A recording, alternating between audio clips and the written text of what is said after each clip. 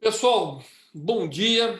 Eu estou hoje agora entrevistando o meu grande amigo Christian Lobauer, com quem eu conheci durante o processo do Partido Novo, mas que hoje é presidente de uma das empresas mais importantes na área do agro, que é a CropLife, e que nessa conversa nós vamos estar falando muito sobre o impacto da pandemia no setor do agro, se ele é positivo, se ele é negativo, como é que tem saído o agro nesse momento, se tem parado algumas atividades, como é que está a cadeia, que eu acho que é importante, né, Christian? Para as pessoas entenderem. Eu estou fazendo uma série de entrevistas, o Christian, com presidentes de associações, foi do pessoal da química, foi com o pessoal do aéreo, foi o pessoal do têxtil, foi com o pessoal de máquinas ontem. Então, acho que é importante a gente criar uma grande fotografia da economia brasileira dentro dessa pandemia, desse caso aqui, como é que nós vamos saber. Mas, inicialmente, eu queria que você se apresentasse, né, quem que é Christian Lobauer, o teu background na área do agro, para a gente poder começar essa conversa. Passo a bola para ti, grande. Bom, primeiro eu queria te agradecer, é um prazer estar contigo aí. Você é um das nossas referências agora na vida pública. A gente se conheceu realmente, acho que foi em 2017, ou antes até 2016. Foi, né? E é sempre uma alegria te ver em atividade. Foi um dos grandes, acho, grandes acertos, um dos grandes gols do partido foi a sua vitória. Tenho muito orgulho de conhecer você e ver a sua atuação no parlamento, porque é isso que a gente acreditava.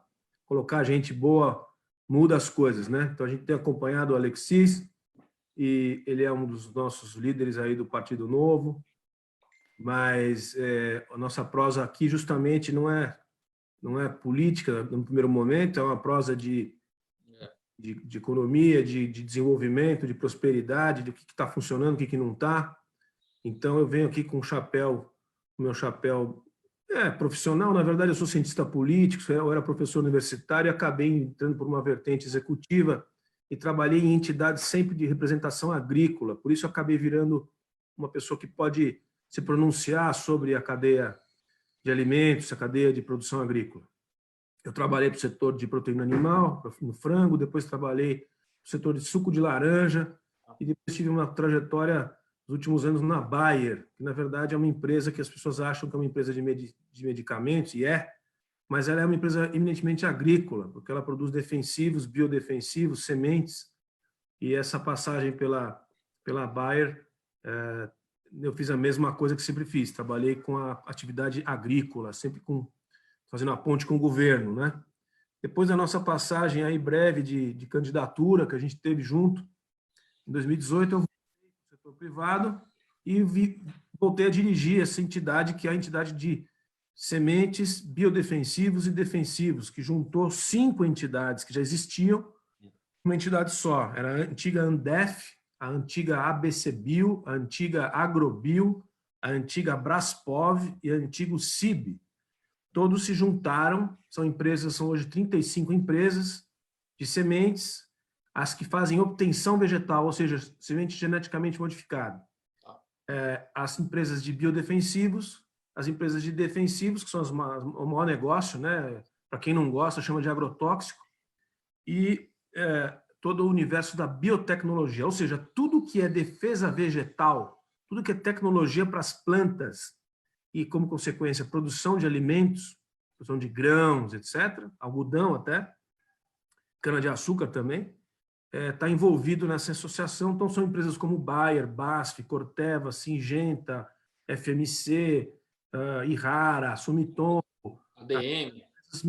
menos conhecidas, mas que são empresas muito interessantes de tecnologia, muitas, inclusive, na região que a gente está aqui, de São Paulo, Campinas, essa centralidade aqui de tecnologia do país e do estado de São Paulo. Só para entender, a CropLife é uma associação todas essas associações desse mercado todo, desse setor todo, é isso? Exatamente. Quer dizer, as associações já existiam. A Andef, por exemplo, que era a Associação Nacional de Defesa Vegetal, ela existia há mais de 40 anos. As empresas que faziam parte dessas 5 entidades, em boa parte, eram as mesmas. A consolidação do processo, quer dizer, quando a Bayer comprou a Monsanto, quando a Syngenta foi comprada pela ChemChina, quando a Corteva se transformou em Corteva, porque ela era DuPont e Dow Chemical agrícola. Tá. O processo internacional, mundial de consolidação provocou a consolidação das entidades também. E eles fizeram um processo profissional de união dessas entidades no Brasil e me convidaram para dirigir esse processo. E na verdade, um processo que já existe no mundo inteiro, né? A CropLife é uma marca internacional, que o nome não é bom, né? Você fala que você dirige a CropLife, o pessoal acha que é seguro-saúde, né? Então, a gente está tentando, inclusive, agora, fortalecer a nossa marca. A nossa marca vai ter uma assinatura e vai explicar para as pessoas que a gente lida com tecnologia vegetal, produção de alimento, né? Que é vida também, né? Vamos falar. No final das contas, na cadeia, quando você avança, é a vida. Se a gente não tem esse tipo de produtividade e eficiência no campo, não vai ter comida no prato, né? Ou vai ter que usar mais áreas, né? As pessoas erram muito aí, né? Eles começam a agredir muitas vezes quem faz manipulação genética ou começa a trabalhar com defensivos agrícolas, dizendo que está matando, mas na verdade é aumentar mais a produtividade das terras que hoje são agricultáveis, né? Que é a curva de melhoria de produtividade, eficiência e eficácia do campo. Porque senão você tem que ficar avançando para cima do que é o meio ambiente, né? Aí é uma crítica, acho que até maior do que isso, né? Exatamente. Deixa eu fazer uma pergunta. Agora vamos relacionar agro com pandemia. Como é que o setor está sendo impactado com essa pandemia? Quais são as mudanças de hábito, de comportamento? Como é que o setor está se comportando? Olha, comparando com todos os outros setores, a agricultura, de uma forma geral, todo o agribusiness, toda a cadeia de produção, incluindo a logística, desde a produção de sementes, desde o laboratório de pesquisa até o porto, exportando um grão, todo o setor foi considerado no decreto de 23 de março como um setor essencial. Tá. Então, isso foi muito importante. Teve uma primeira semana com um pouco de confusão com as prefeituras, alguns estados que fizeram intervenções em distribuição, algumas intervenções específicas em planta, fábrica, né? Misturadores, etc. Mas e transporte? Teve problema de transporte ou não? Em logística? Não, teve coisas localizadas. A nossa sorte, assim, é que como nós estamos lidando com produção de alimento, então toda a cadeia tem que continuar funcionando, né? E foi rapidamente identificado pelos governos, nas 3 instâncias, que se isso aqui parar, aí para de vez e dá o caos. Então, assim, nós estamos falando do sujeito, para o pessoal entender, do sujeito que faz o melhorista de semente no laboratório até a exportação. Toda essa cadeia foi considerada essencial por decreto. Então, todo mundo continua trabalhando dentro das condições que é possível. Todo mundo, lógico, a parte administrativa toda em casa, o nosso escritório todo, por exemplo, parou dia 23 de março, são 24 pessoas em casa. A gente faz tudo por remoto, mas estamos atuando como dá. E toda a indústria também. Fecharam a produção até onde deu, mas tem gente ainda dentro da indústria produzindo, é todo mundo essencial. E isso garantiu, de forma até bastante eficiente, que o fornecimento de alimentos está aí, tá certo? Não só nos supermercados. Nós estamos falando aqui, Alexis, só de soja, milho, exportação. Estamos falando de alface, tomate, cenoura. Hortaliças, frutas. Dia a dia. Então, está todo mundo trabalhando e as pessoas estão conseguindo consumir, não tem falta de alimento, não tem desabastecimento. Isso é uma coisa bem importante de registrar. Então, assim, nesse ponto de vista, o nosso setor é menos afetado, né?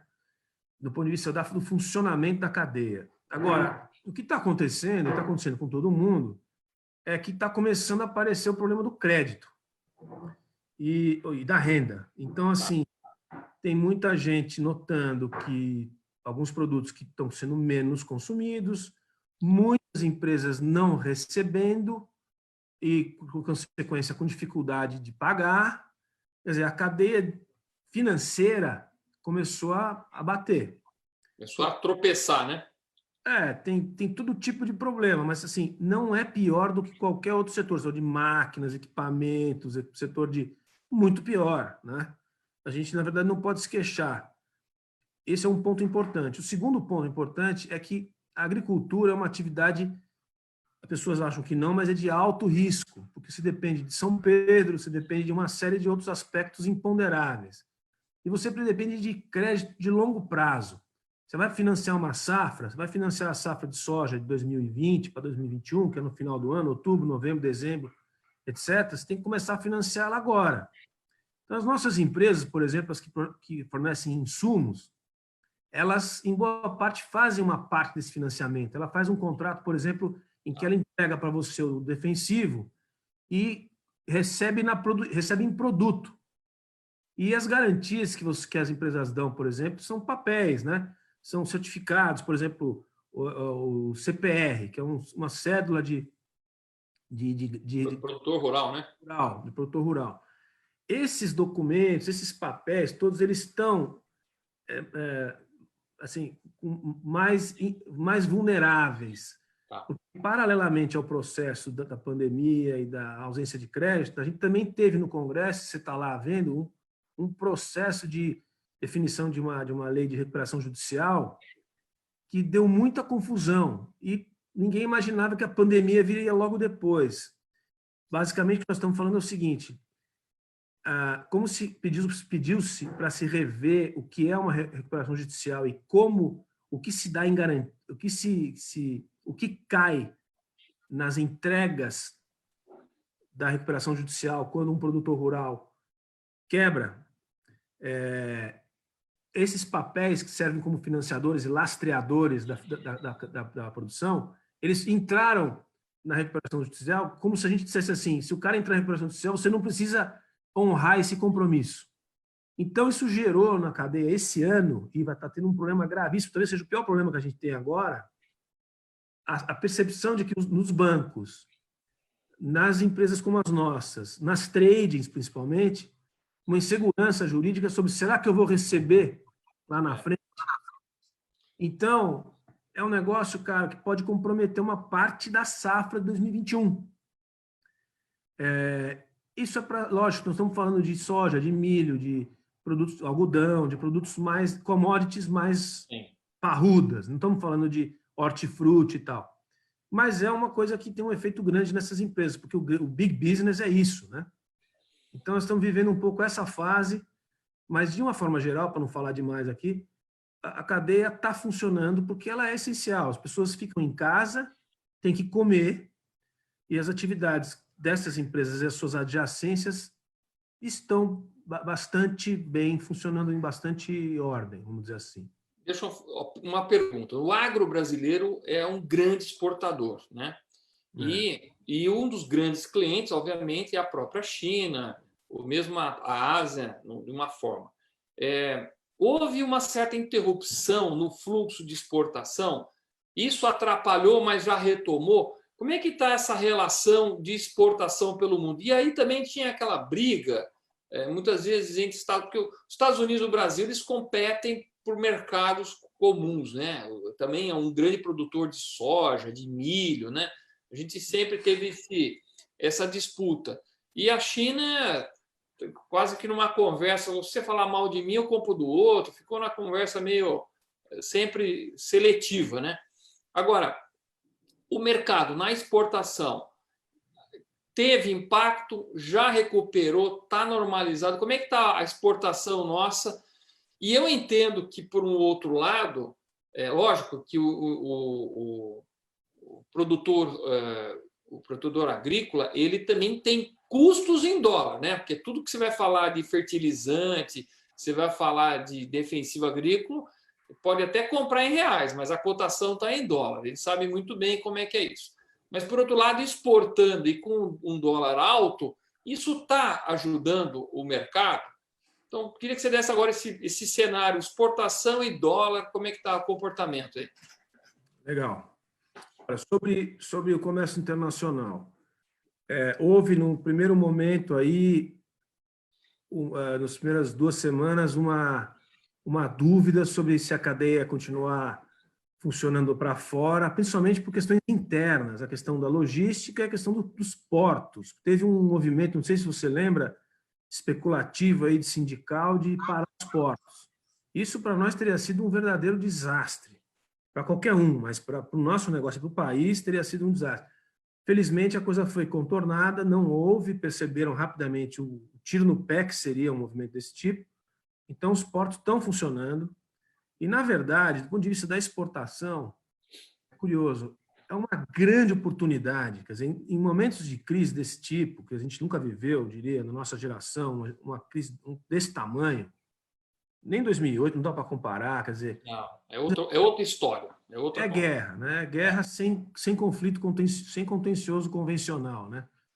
É uma coisa, é uma oportunidade para esse país que ele nunca teve. Por isso o seguinte, porque, e eu vou abrir um parênteses aqui para dizer o seguinte, eu vi uma frase esses dias do Roberto também, que o Brasil não perde oportunidade de perder uma oportunidade. Que a o gente não... de Freitas botou isso, eu achei ótimo. Eu também achei a frase que nos descreve, né? Que é a nossa descrição histórica como país. Porque, cara, agora tem uma oportunidade estampada na nossa cara, que é o seguinte, o mundo todo já tem dificuldade de expandir as suas fronteiras de produção de alimentos. Então, por exemplo, para quem não sabe, os Estados Unidos produzem muita soja e muito milho, mas para eles produzirem mais soja, eles têm que tirar o espaço do milho. Não tem mais espaço para expandir grandes commodities dos Estados Unidos. E olha o tamanho dos Estados Unidos. É o maior exportador, agora o Brasil passou, mas é o maior exportador de alimentos do mundo, ainda são os americanos. O pessoal ainda fala, se o Brasil quer ser uma fazenda, o Brasil não quer agregar valor. Meu amigo, a maior potência mundial é o maior exportador de alimentos também. Então não tem relação com esse negócio de virei uma fazenda, então não tem tecnologia. Um grão de soja tem muita tecnologia embutida, né? Então, a oportunidade que se abre, a China, ela já é o nosso maior parceiro comercial por causa da soja, do milho e da celulose. Aliás, a celulose também é um produto agrícola, para quem não associa. Pois é, boa. E a gente também fornece produto para produção de eucalipto e pinos aliotes, que são defensivos agrícolas para inseticidas, herbicidas, etc., para essa indústria também, que é uma indústria enorme brasileira, o pessoal sabe. O papel e celulose é uma indústria, a terceira maior exportadora do país, em valor. Então, tem valor. Então, a oportunidade é enorme pelo seguinte, muitos países com essa crise também estão com dificuldade logística e de produção de alimento. E o Brasil não está. Então, começou a bater na nossa porta, nas últimas 2 semanas do país, uma demanda, por exemplo, países que dificultavam a abertura de mercado para vários produtos, proteína animal principalmente, aves, suínos e bovinos, né? Carne, né? Começaram a bater na nossa porta dizendo, olha, eu vou abrir, porque eu preciso comprar.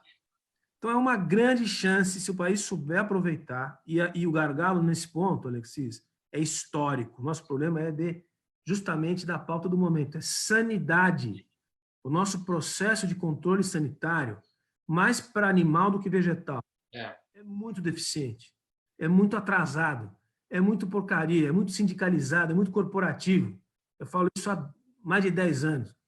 É uma questão de interesse nacional. Você, no Congresso Nacional, eu precisava até um dia te passar um pouco esses detalhes de como funciona o nosso sistema sanitário, porque o nosso único gargalo é a qualidade, que pode ser contestada, sim, por muitos mercados. Geralmente, os mercados mais sofisticados, eles usam isso como proteção comercial. Direto. A área Só que essa questão, no momento atual, não vale mais, porque a turma precisa comer, meu. E nós não estamos falando do bifinho do francês que do restaurante, nós estamos falando dos suínos e das aves, que precisam comer soja e milho para eles produzirem alimento. Entendeu? Não, você falou tudo. Na área de proteína no Brasil, a gente é muito vulnerável. Vira e mexe, vem uma comissão de russos para poder fiscalizar quais frigoríficos vai liberar. A China, a mesma coisa. A carne in natura dos Estados Unidos. A gente, assim, o tempo todo tem dúvidas sobre o que a gente certifica aqui, se aquilo tem validade mesmo ou não. Perguntas aqui que você foi falando, cara, que eu Vou fazer uma por vez para não acumular demais aqui. Só te falar uma coisa rapidinha do câmbio. Só uma coisinha rapidinha do câmbio que você falou. Fala. O câmbio. Lógico, o câmbio desvalorizado é bom para quem exporta. Mas para quem importa, como a nossa indústria, depende para quem a gente está falando na cadeia, entendeu? A nossa indústria, por exemplo, essas grandes empresas de agroquímicos, etc., elas importam os princípios ativos, quase todos. Então, o câmbio é destruidor para elas. No entanto, para quem exporta grão e fez o contrato no melhor câmbio possível, o cara solta rojão. Boa parte da safra de soja e milho não fechou com esse câmbio atual, fechou com um câmbio um pouco para trás, já estava, sei lá, 30% a menos que isso. Mas já é um câmbio bom. Então, esse negócio do câmbio não é para todo mundo, sabe? Depende um pouco para quem a gente está falando. A cadeia é muito diversificada, tem muitas partes que dependem de um câmbio valorizado e outras que não desvalorizado. Para o produtor rural, para resumir, evidentemente que um câmbio desvalorizado é muito bom. Eu sofro muito aqui com o câmbio também. Nossa, o câmbio sobe tudo que aqui é dolarizado, mesmo que seja produzido no Brasil, porque commodity é commodity, ou seja, você não fica cotando em moeda local, né? Uma das perguntas, o que nós temos de capacidade de armazenamento de grãos no Brasil? Quer dizer, quando o fluxo está indo, está exportando, a gente entende como acontece com o petróleo agora. Vamos fazer uma comparação petróleo e agro, né? O petróleo tem que estar sempre fluindo. Você está sacando, está transportando, está refinando, está consumindo, né? É uma cadeia em flow. E a hora que o consumo começou a diminuir, uma série de restrições de companhias aéreas, o que acabou acontecendo? Começou a ter aquele armazenamento de petróleo em navio boiando, refinarias que não dão mais conta. Aí a capacidade de armazenamento de muita gente chegando no limite, tem gente já pagando para você levar o petróleo embora. No agro, eu entendo que é diferente, porque você pode deixar de andar de avião, mas você não vai deixar de comer, tá certo? Então, eu acho que no agro essa cadeia continua andando. Mas quando houve restrições de transporte, navios, recebimento de grãos lá na China, que seja alguma coisa, o Brasil tem capacidade para armazenar e segurar esse fluxo, porque você não pode deixar o grão no campo, tá certo? Senão você perde tudo. Você não pode, na produção tem um fluxo que tem que ser armazenado. E a gente sabe que armazenamento de grãos tem que ter secador, tem que ter controle de umidade, não é simplesmente jogar debaixo de uma lona. Dá uma falada sobre essa cadeia aí para nós, aí, por favor. Olha, vou começar pelos grãos. Esse é um dos pontos sensíveis do país de uma forma geral. Evidentemente tem uma diferença regional. Tem estados que são muito mais sofisticados, Paraná, por exemplo, as cooperativas, existem armazenamentos públicos, outros privados, mas esse é um ponto bem sensível. Se você tem uma interrupção, por exemplo, portuária, como já tivemos algumas vezes, o pessoal se lembra de ter visto armazenamento em caminhão, né? Ou mesmo super safra, os quilômetros de caminhões são, na verdade, são silos que estão terceirizados, porque não tem espaço para pôr, não tem onde pôr, vem no caminhão, põe na fila e fica na fila. Fica lá uma semana parado na fila no caminhão. Que é que nem os petroleiros em alto mar, aí tá tudo boiando, cheio de petróleo dentro. A comparação é ótima com os petróleos. A única diferença é que o petróleo, eu aprendi esses dias, ele não para de sair. Ele tá sempre, você furou o poço, ele sai. Não tem como você tampar e esperar um pouquinho. Ele fica saindo, é sob pressão. Então você tem que queimar. Imagina, eles já começaram a queimar a saída do petróleo. Na agricultura, não. Você tem um ciclo de produção, pelo menos. Você poderia, em tese, até produzir menos, se fosse o caso, mas não é o caso, nunca vai ser. O fato é que tem um problema, sim, logístico, crônico, histórico, mais um problema brasileiro daqueles que, assim, muitos anos que se fala sobre isso, o sistema público não vai resolver, e o privado resolve quem é grande, quem tem capital, etc. Então, tem um gargalo de armazenamento. O fato também, por outro lado, é que existe uma demanda permanente. O Brasil fez a maior safra da história de grãos esse ano e vai conseguir escoar, porque os estoques internacionais também não estão tão altos. Basicamente, quando você fala de grão, você tem que observar só 3 países, né? Na verdade, 3 países produtores e 4 países no geral. Estados Unidos, 5, se considerando a Europeia um país. Estados Unidos, Brasil, Argentina, China e União Europeia. Você analisou esse quadro, você entende a demanda e a oferta da soja e do milho. Depois o resto é importante, mas é bem menor. Em relação a outros produtos é diferente. Por exemplo, as carnes é um produto que tem que frigorificar. Então a gente tem um problema às vezes nos próprios portos brasileiros, por exemplo, Itajaí, onde mais sai suínos e aves, você tem às vezes um excesso de contêiner frigorificado que chega ao mesmo tempo, não tem plug de tomada para você ligar todo mundo. Então você tem que ficar tirando e pondo para todo mundo não perder energia e ficar tudo congelado e não perder a qualidade. Então, assim, a gente já tem esse problema há alguns anos. E você também tem um processo muito mais sofisticado de exportação, etc. Você tem que chegar em portos frigorificados, não é uma coisa assim tão que nem grão, que também não é simples, mas é mais simples do que coisa. E suco, por exemplo, suco é bem mais complicado. O Brasil é o maior exportador de suco de laranja do mundo, ele já escoa o suco concentrado em caminhões, geralmente pelo Porto de Santos, quase tudo pelo Porto de Santos, um pouquinho para o Paranaguá, e ele vai por navios, dois tipos de navio, navios de suco e navios intercalados com celulose. Então, também, às vezes os estoques lá fora estão muito altos, você fica com suco demais estocado aqui. Aí fica no caminhão, você tem que parar a fábrica. Então, isso também acontece. Agora, no momento atual, para nenhum produto está acontecendo isso. Pelo contrário, está escoando. E acho que a pandemia, né, porque tudo pode acontecer, o Brasil, inclusive, tudo acontece ao contrário, mas, em tese, a gente deveria estar num momento favorável à exportação e ao escoamento de alimentos. Você fez uma frase, alguns anos atrás, que eu gostei muito. Você falava assim, o Brasil é muito competitivo da porteira para dentro, da porteira para fora, todos esses problemas que você acabou de falar aí, de escoamento, de armazenamento, de infraestrutura de portos, de burocracia que não acaba mais e tudo mais.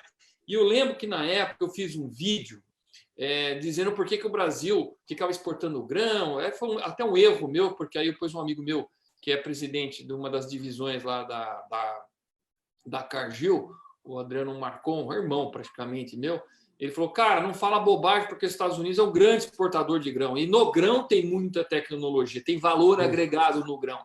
Mas eu tinha feito uma crítica no sentido que a gente está exportando grão e não valor agregado, ou seja, não exporta farelo, não exporta óleo, não exporta polímeros, né, nessa linha. Depois ele falou que não é bem assim e me corrigiu e eu aceitei a crítica, mas mesmo assim eu continuo com uma certa crítica, que vai aí na questão da tua porteira para dentro, porteira para fora, que todas aquelas coisas que nós atrapalhamos nós mesmos aqui no Brasil. Então, leis trabalhistas complicadas e muitas vezes que passaram do certo limite, o sistema tributário ruim para caramba, e vocês mesmo que são grandes exportadores, é problema de crédito, de exportação direto, né?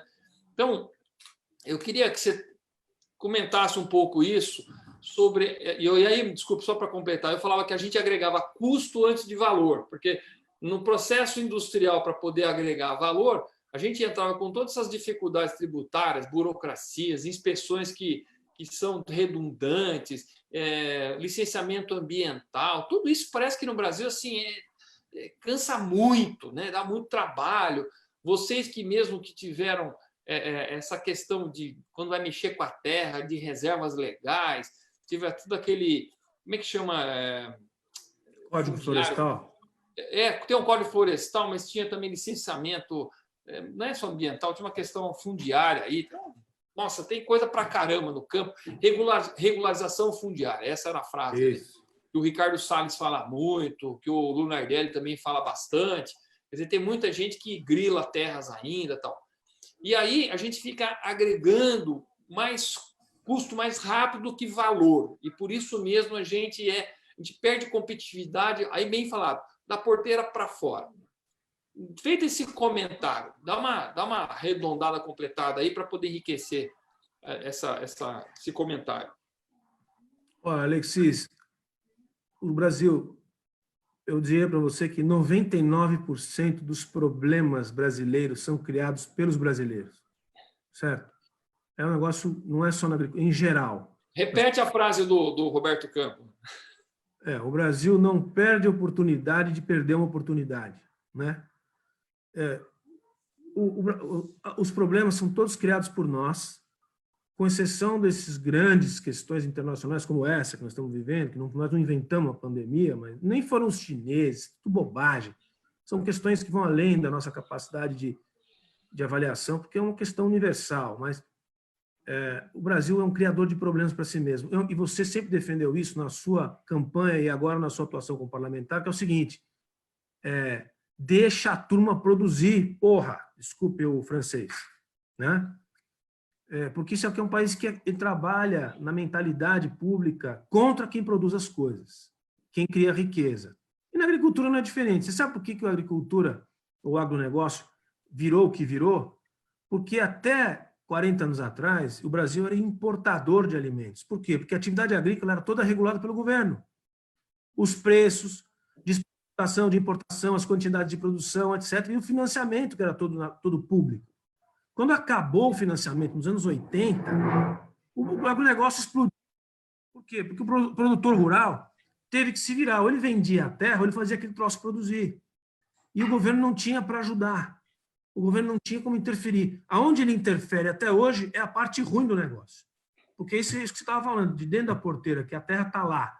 Você tem que fazer aquele troço produzir, senão você tem que vender, né? Você faz para produzir e aí é a mão de Deus. Tem água, tem sol, tem uma série de qualidade, e tem ciência, porque o Brasil, pouca gente fala isso, mas tem uma ciência, tem gente inteligente no Brasil. As pessoas acham que não tem, mas tem. E a ciência é uma das grandes transformadoras da produção. Você levar a soja para o cerrado é uma invenção brasileira. Você desenvolver sementes aptas a outros biomas é uma invenção brasileira. E é pública e privada.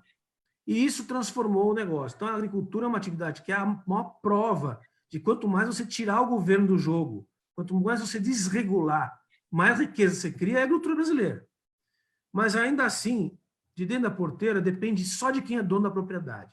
Para fora, quem faz a estrada, quem faz o pedágio, quem faz o porto, quem faz o sistema tributário, quem faz, etc. É tudo o Estado. Quem faz a tabela de frete.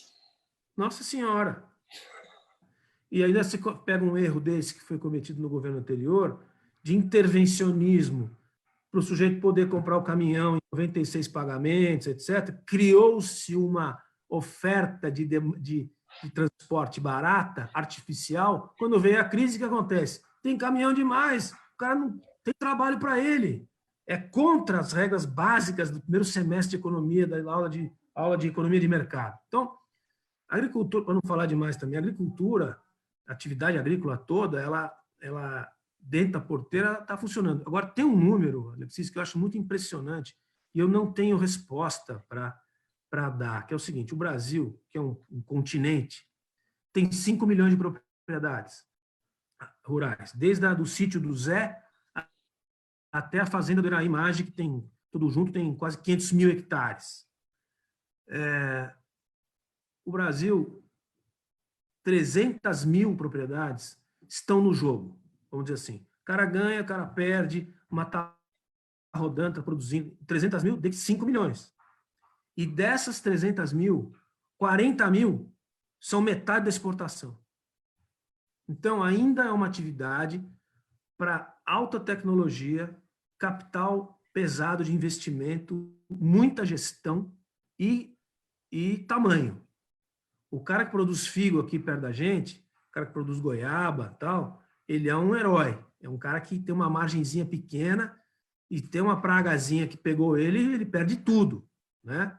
Então, assim, nós estamos colocando de uma forma geral, porque é muito heterogêneo o negócio, mas de uma forma geral, de 5 milhões de propriedades, a gente pode dizer que menos de 10% é essa potência que a gente fala todo dia.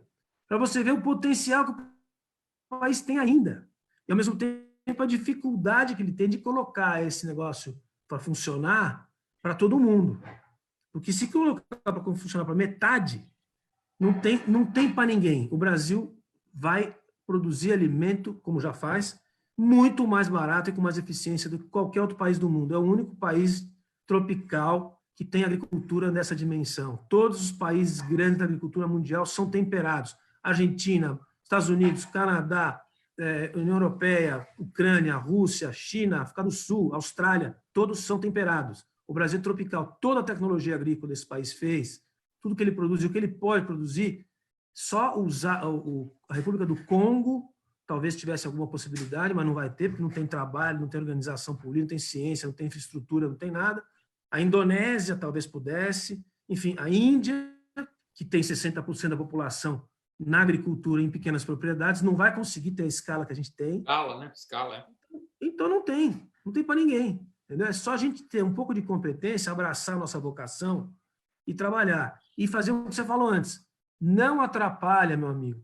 O burocrata, a estrutura de Estado, ela atrapalha demais. Se você entrar no Ministério da Agricultura, como eu faço há mais de 15 anos, e ver as dificuldades que a gente tem, não só no Ministério da Agricultura, na Anvisa, no IBAMA, meu Deus do céu, tiro nos dois pés e quase tiro na cabeça. É um negócio assim, é suicida o que a gente faz com a gente mesmo, entendeu? Não, assim, esses números que você passou eu não tinha, estou impressionado. Mas eu queria dizer o seguinte: eu fui para Barreiras, na Bahia, me convidaram lá, o pessoal do Partido Novo me convidou para fazer uma apresentação lá. Eu fiquei impressionado. Impressionado. Mas tinha a impressão, e aí tinha até uma feira lá, que era a segunda maior feira de máquinas agrícolas, de implementos e tudo mais, do Brasil. Depois de Ribeirão Preto é de Barreira, que aliás nem em Barreiras, é aquela Luiz Fernando, filho do Luiz Eduardo Magalhães. Luiz Eduardo Magalhães. Cidadezinha um ovo, cara. A feira era maior do que a cidade. Impressionante. E aí o avião, eu peguei um avião daqueles ATR que voa mais baixo, mais lentão assim, na hora que eu fui embora, aqueles platôzão cheio de pivô, eu falei, meu, o que é isso? E tinha muita terra ainda para... Só que qual que é a grande reclamação lá, né? Olha como as coisas vão. A turma veio do sul, então era muito gaúcho, barriga verde, lá, o pessoal de Santa Catarina que foi lá, falando tudo careta carregada, aquele sotaque bonito que eles têm. Produziram, compraram a terra, produziram lá, agora vem uns palhaços na insegurança jurídica, dizendo que aquilo lá era um quilombo de não sei o quê, que era uma terrinha do senhorzinho. E aí, como aquela terra que não valia nada, nunca ninguém quis, e agora produz, que é um celeiro bonito do Brasil, a turma agora tem valor. A terra está querendo resgatar uma coisa lá atrás abandonada, que nunca pagou nada, para dizer que é dele. E uma insegurança, e juízes envolvidos, que tem um escândalo grande lá de venda de cartório. Meu, uma palhaçada, Cristian, uma palhaçada. Mas eu queria entrar um pouco na política, porque nós já estamos 40 minutos batendo um papo gostoso aqui, falando um monte sobre água. Estou super feliz com o que você está expondo. Importante as pessoas terem a visão de vários setores. É fantástico o que está acontecendo aqui. Mas vamos ir agora um lado um pouco mais da política e o porquê que é importante pessoas como você, como eu, como as pessoas que foram para o Partido Novo, de entrarem na política e ocuparem esses espaços públicos, né?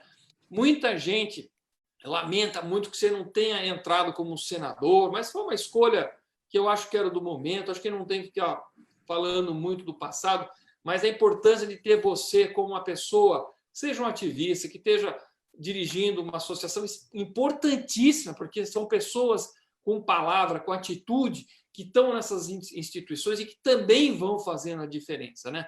Só quero abrir um parênteses hoje mesmo, eu estava falando com um empresário aqui de Campinas, só para localizar. Você sabe que eu, quando tive que vir para Campinas, que o Congresso fechou e está até se organizar com aquele negócio do remoto, o pessoal da União da Indústria de Cana-de-Açúcar falou que ia doar 1 milhão de litros de álcool 70 para a gente poder usar no combate à pandemia, ao coronavírus aí tudo mais. Aí eu falei, poxa, eu tenho uma indústria química, estou como deputado, né, que eu fui eleito deputado federal, falei, por que eu não vou, talvez, adaptar parte da minha empresa para poder fracionar? O problema deles era fracionar, eles têm um caminhão-tanque de 25 mil litros, mas eles não têm como isso virar em bombonas de 5, de 20 litros. Eu falei, eu tenho como fazer isso. E aí, como engenheiro, rapidamente fui lá, comprei um monte de container químicos para poder receber o álcool, montei 2 linhas de envase, fiz uma campanha de doação de embalagens, peguei parte da minha estrutura aqui de empilhadeira, pallet, stretch, funcionário e tal. Veio voluntários, porque como eu não consigo parar a minha fábrica também para poder fazer isso, que é um trabalho bacana, veio voluntários, olha, já estamos vazando, só para você ter uma ideia, 200 mil litros. São 8 carretas. Não, 8 não, desculpe. São 10 carretas, praticamente, que nós vamos chegar um pouco mais aí. Vai passar, né? Vai chegar para 250 mil litros. Quer dizer, e isso está sendo tudo distribuído em doação, tudo doação. É bom deixar claro aqui que os caras já começam a botar de forma maldosa. O cara está ganhando dinheiro com os outros. Né? Meu, vai tomar banho, cara. A gente está aqui querendo ajudar o Brasil. Né? E aí estava conversando com esse empresário que ajudou também, fez vaquinha e tal. E da vaquinha até sobrou dinheiro. Ele falou assim, Alex, vamos comprar cesta básica. E vamos lá e tal. Eu falei, pô, Luiz, você também tem que vir para a política. Ele falou, cara, eu me sinto impactando mais dentro dessa minha atividade de Fiesp, de Boldrini, de Padre Haroldo, dessas associações. Eu falei, beleza, cara, realmente, mas o impacto mesmo, a escala, você consegue na política. É isso aí.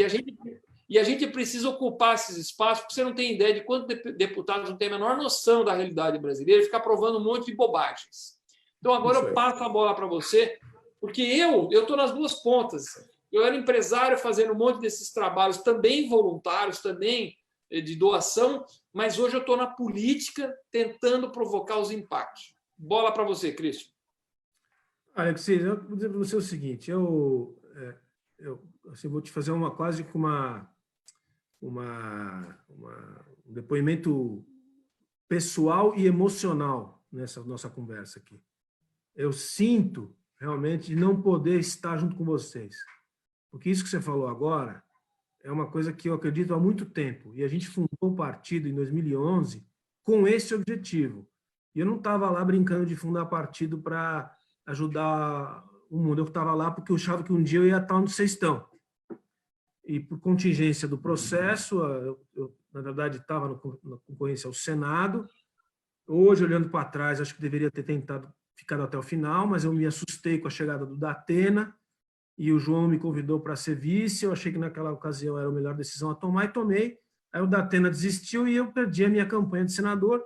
Não sei se teria ganho, mas talvez, quem sabe, não sei, nunca vamos saber. O fato é que eu queria estar, porque eu acredito exatamente no que você falou. Eu acredito que, assim, você pode fazer doação de cesta, você pode ajudar a comunidade, você pode patrocinar uma escola, você pode fazer o que você quiser, bem da sua região, da sua cidade, da sua comunidade, maravilhoso. Mas não se tem ideia, agora você tem, a importância que você tem quando está sentado no Congresso Nacional. Porque a Constituição brasileira ela é muito centralizadora. O Congresso Nacional e o Presidente da República decidem muita coisa. E como ou não decide nada ou decide mal, as pessoas vivem mal. Então, um deputado com a sua história, o conhecimento empresarial, não tem 3 no Congresso Nacional. A gente sabe disso. Você vai falar de reforma tributária, do teu nível, não tem 3 caras que são capazes de falar, tem que chamar os assessores, meu. Então, assim, não é possível, por isso que não passa a reforma, porque ninguém dá bola para o negócio, e isso vai mudar a vida de 200 milhões de brasileiros. Então, é muito mais eficiente você colocar uma bancada de 100 Alexis no Congresso do que entregar a cesta básica para 200 milhões, porra. Entendeu? Agora, os caras acham o contrário. Eu tenho vivido isso agora nesse negócio de pandemia. Eu vejo os valores. Outro dia eu estava aqui, nesse lugar que eu estou agora, conversando com uma figura aqui. Ele me trouxe alguns valores que os caras arrecadaram, Alexis, para distribuir cesta básica.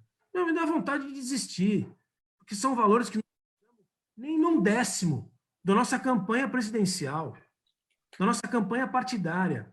Se tivesse esse recurso aplicado um décimo no Partido Novo, no nosso caso, na nossa campanha de 18, a gente tinha feito uma bancada de 30 caras. Entendeu? Então, a nossa elite, não é o povo, não. A elite, em geral, a nossa percepção da política é um desastre. Porque se os caras tivessem posto um pedacinho disso na minha, na tua, na campanha dos caras, A gente tinha feito uma bancada de 30 caras e ia ter uma força de transformação muito maior do que cesta básica para todo o povo, porque isso aí vai durar. O cara comeu o pacote de feijão, amigo, acabou. E agora? Não Então, é virtuoso. É uma conversinha de sustentação de miséria, entendeu? Não me conformo com esse negócio. mas aí você fala uma coisa que eu falava muito na minha campanha. E a gente, como engenheiro, né, Cristian? O que você vai fazer? Você vai atacar a causa e a consequência, porque distribuir de cesta básica é humanitário, é necessário, mas é atacar a consequência. As pessoas estão na miséria, estão com dificuldade, e depois que acabar aquela cesta básica, você não resolveu o problema, você continua com o mesmo problema. Então, eu sempre falei muito de a gente atacar a causa dos problemas, e aí, como engenheiro, a primeira coisa que você vê um problema, meu amigo, separa as variáveis, vê o que é causa, o que é consequência. Consequência você tem que trabalhar agora, porque você também não pode deixar ninguém passando fome, isso não tem o menor sentido. Você tem que realmente dar desses programas assistenciais. Mas o que a gente faz para atacar a causa para não precisar mais desses programas assistenciais? Falo isso direto, cara.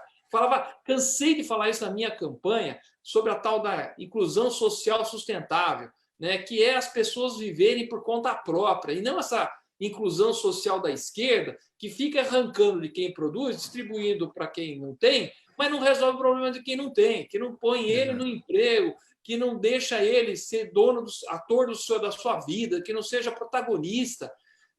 E a gente não vai cansar nunca. Essa minha plataforma de inclusão social sustentável, que era ensinar a pescar e ter ambiente de pescaria, porque não adianta só ficar ensinando. Você lembra disso que eu falava? Lembro bem, tua campanha toda foi feita em cima dessa ideia do pescar. O Diogo da Luz adorava esse negócio de pescaria. Ele deve ser pescador também, porque ele falou: isso aí, tem que ter ambiente de pescaria.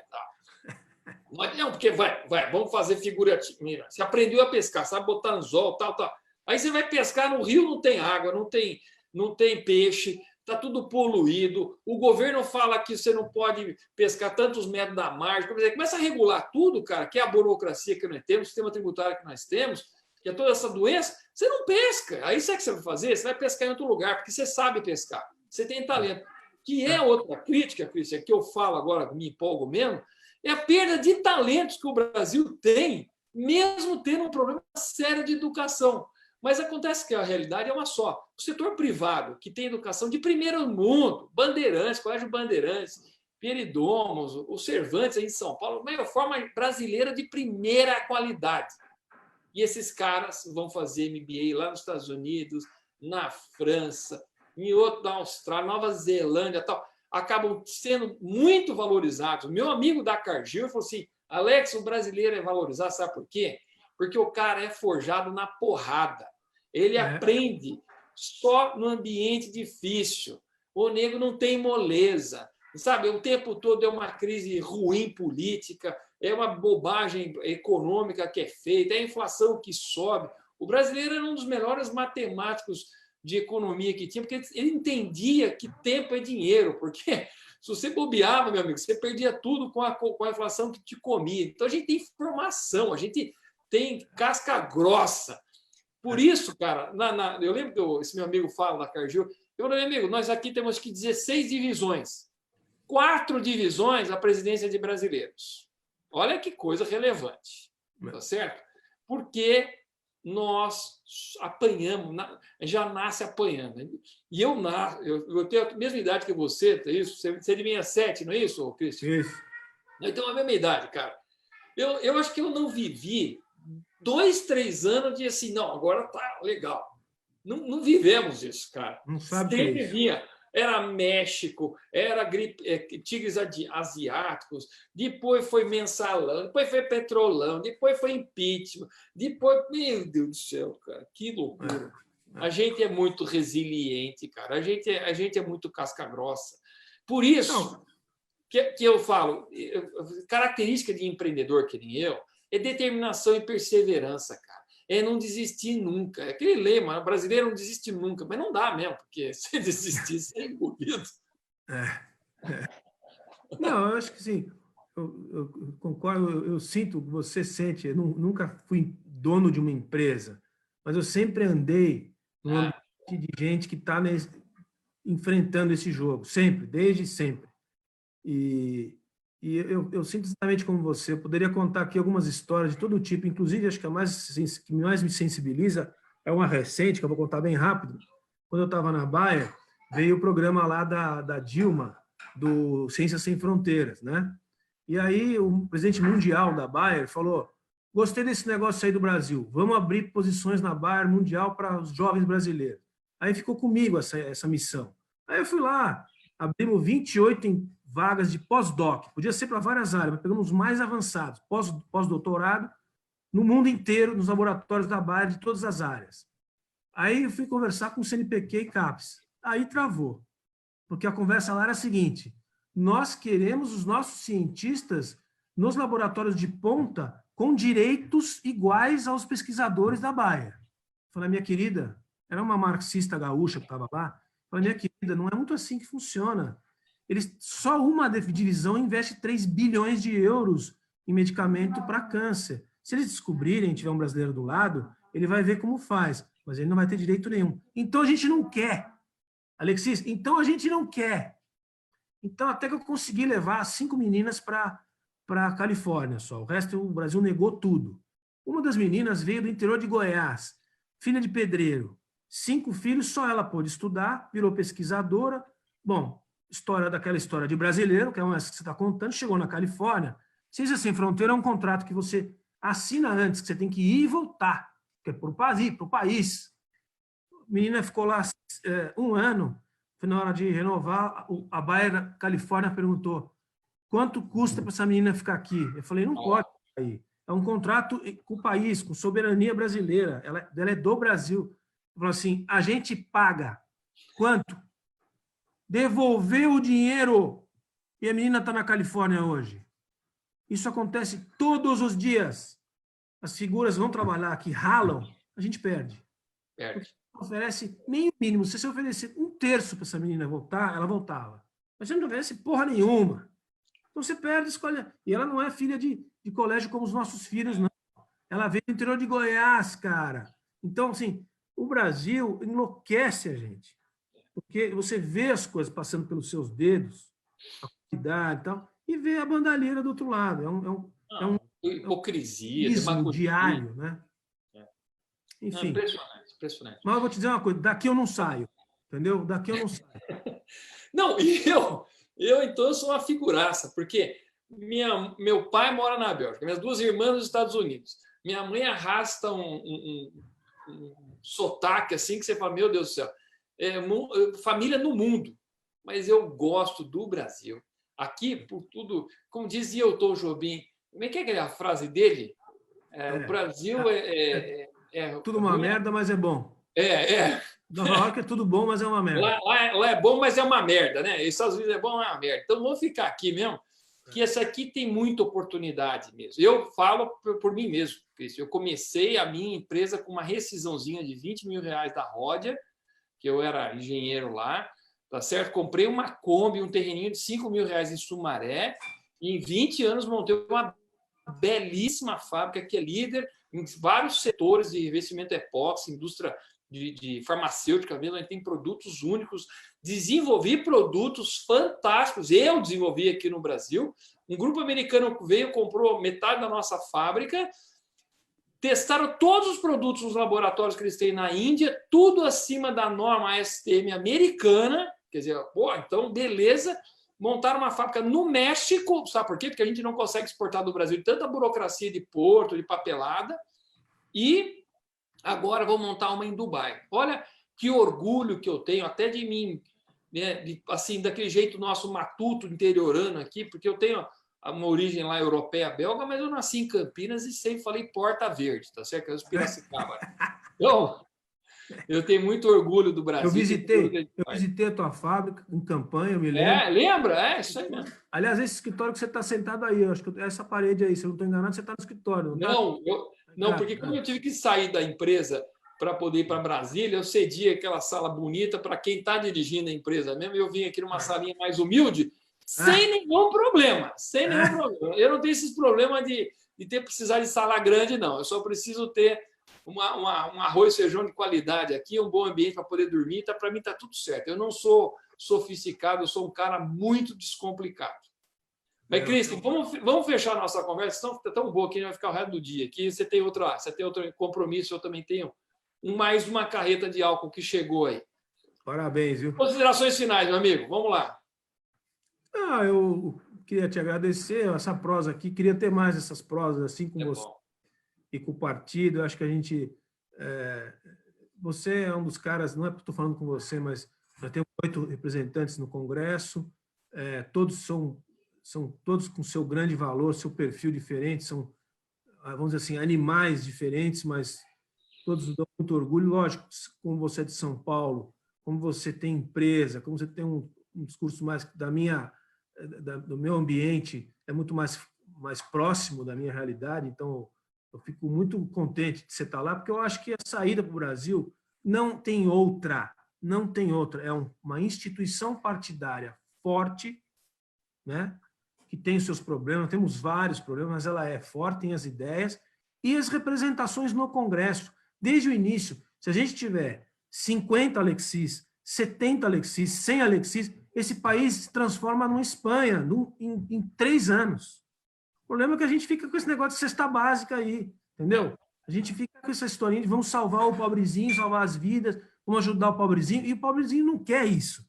Ele quer trabalhar, ele quer renda, ele quer autonomia, quer liberdade, e a gente tem que trabalhar por isso. Então, quer crescer na vida, né? Quer crescer. Cara, olha, eu vou morrer tentando ajudar para que isso aconteça. E a sua presença no Congresso, para mim, já é uma vitória. Me sinto, assim, 0,05% responsável pelo seu mandato, pelos dos outros. E acho que isso me satisfaz, entendeu? Porque, porra, não é possível. Se não for por esse caminho, não vai mudar. Nós vamos ter sempre, as elites vão ter uma vida boa, etc. E a bugrada vai viver mal. Vai se mudar, é no Congresso que vai mudar. E são raciocínios, vivências, experiências como a sua que vão mudar as leis brasileiras e, como consequência, mudar a vida das pessoas. Acho que, sim, é uma mensagem mais política que eu estou dando, mas tem a ver com tudo que a gente faz nessa conversa. Entendeu? É isso mesmo. Mas eu diria que você tem uma influência maior do que isso, você nem sabe. Mas lá em 2014, 2015, eu comecei a descobrir que existia um tal de Partido Novo na internet, e aí eu, sabe, quando dedicado, eu ia atrás do YouTube, e eu lembrava você fazendo apresentações no teatro lá no Rio de Janeiro, que eu nem sei onde que era, conheci o João Amoedo, né? Tinha aquela turminha inicial do Partido Novo, e a importância de vocês terem criado esse Partido Novo, que era uma plataforma que fazia algum sentido para mim. Pela primeira vez, alguém estava falando em liberdade, das teorias de liberdade, que eu nem sabia que existia. Eu não sabia quem que era Mises, eu não sabia quem que era Hayek, eu não sabia quem que era Ayn Rand, eu não sabia nada. Eu era um liberal empírico, de aquele que passa, que rala, e que vai percebendo que a liberdade é o melhor dos caminhos. E eu tive muita sorte que eu tenho uma mãe que chama Joana, ou seja, eu nasci na casa da mãe Joana, e ela me dava uma liberdade. Você nem tem ideia. Não, isso você não tem ideia. Todos os meus amigos queriam brincar na minha casa, porque na minha casa a gente botava fogo nas coisas, a gente fazia aeromodelismo, construía aquário. Eu ia no ferro velho, eu comprava Fusca, largava na garagem da minha mãe, desmontava, meus amigos iam tudo junto, tirava a carroceria de cima, fazia gaiola, soldava, tudo com 16, 17 anos, cara. Não era assim com 20 e poucos anos. A casa da minha mãe era a casa da mãe Joana. A minha mãe, quando ela chegou, o que você quer ganhar de aniversário? Fala, dá um compressor, dá uma pistola de pintura, dá um macaco jacaré, me dá um jogo de chaves, me dá uma morta. Cara, eu era muito esquisito. Quer dizer, eu ainda sou esquisito. Mas com isso, eu tenho uma puta oficina até hoje, tudo mais. Eu incentivo muito, Jeep, aquelas coisas, cara. Então, essa pegada, cara, da liberdade era muito importante. E vocês, quando criaram o Partido Novo, vocês deram um porto, assim, onde amarrar o burro, sabe? Onde amarrar o cavalo lá. Não, é aqui que eu vou. E eu, quando conheci, cara, assim, realmente eu mergulhei nos princípios e nos valores do Partido Novo, e isso era muito importante para mim, seguir valores. Esse negócio de seguir mitos, cara, vamos, né? Só pegar um pouquinho mais agora. Ai, o Lula, ai, o Bolsonaro, ai, o Moro, ai, não sei quem que vai aparecer, o Capitão Caverna. Eu não quero saber de gente, cara. Eu quero saber de valores, tá certo? Você dá risada que você conhece o Capitão Caverna.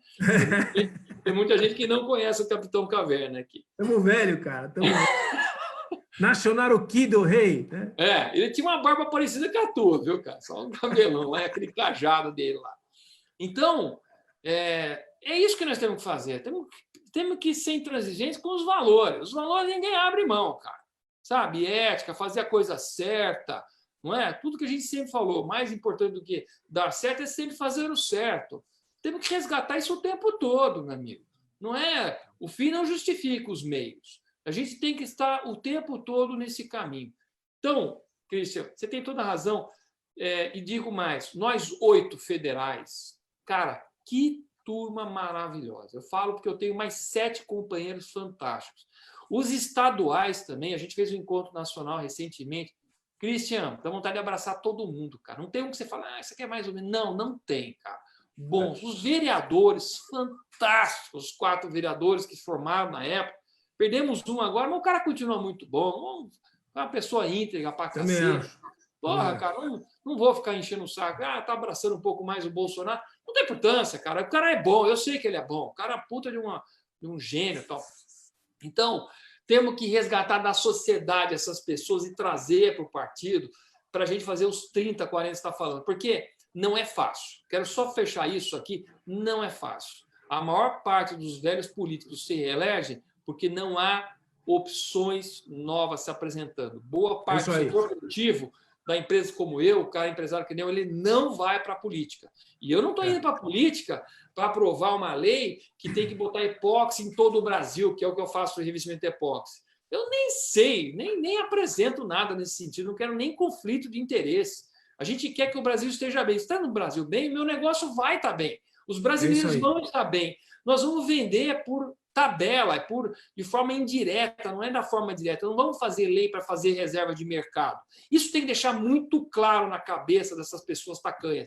E quem está escutando essa live, né, Christian, que comece a se inspirar e comece a fazer uma parte do Brasil, seja candidato, passe para os processos seletivos, e não tem só Novo, não, tem outros partidos bacanas aí também, só tem que ver a liderança local, se ela é bacana mesmo. E aí entrar na política, cara, para ocupar os espaços e ser uma opção política, a velha política. Quando você vem de velha política lá, é impressionante. E velha não é só de idade, não. É de mentalidade, porque muita gente lá é filhote do filhote do filhote. E nós temos que parar com isso. Eu não sou filhote de ninguém, cara. Eu sou fruto da iniciativa daqueles que foram para a rua e não aceitavam mais aquela corrupção, aquela cleptocracia, tudo aquele tipo de coisa. Já estou me empolgando, cara. Eu vou ter que parar aqui empolgando, porque a conversa é muito boa, Christian. Vamos marcar outra. Vamos. Mas eu queria agradecer muito a tua presença. Muito, cara. Você é um cara querido, mas querido, você não tem ideia de como as pessoas gostam de você dentro do partido, na nossa bancada. Então, Christian, seja exercendo uma bela função que você está aí, cara, parabéns. Eu não sei se você vai também tentar novamente no futuro, mas acho que você tem que focar no teu trabalho. É importante isso. Você tem uma missão importantíssima, isso. Mas essa mente inquisitiva, essa mente sempre questionadora, crítica, mas uma crítica construtiva, não uma crítica gratuita. Você nunca vai perder isso. Mas eu vou ser redundante, nunca perder isso, cara. Um grande abraço e dá um último recadão aí para a gente fechar isso aqui. Obrigado, cara. Não vou falar mais, só te agradecer essa prosa aqui. Sempre que a gente puder fazer, estamos juntos. Eu vou trabalhar o resto da minha vida para isso que a gente falou agora, de um jeito ou de outro. Eu não acredito em saída que não seja essa, que é colocar uma turma forte no Congresso e mudar as leis brasileiras. Não acredito em outra coisa, não acredito em nenhum outro tipo de programa de assistencialista, nada disso. Então, estamos juntos. Se você precisar de mim lá no Congresso, você sabe que você pode contar. Nós vamos estar juntos de um jeito ou do outro. Sempre que você for fazer uma prosa aí, me chama. Tchau. E eu, quando for fazer outras aí, vou sempre indicar você para estar junto, porque não sei o que eu vou repetir para concluir. Se tivesse 100 Alexis no Congresso, o Brasil era Espanha. Bom, cara, um grande abraço, muita saúde para você, para a tua família aí, e vamos continuar trabalhando nessa toada nossa aqui, nem sempre tão barulhento, mas sempre com a integridade dentro da nossa essência, tá certo? Um grande abraço. Falou, Valeu, abraço. Encerrando aqui.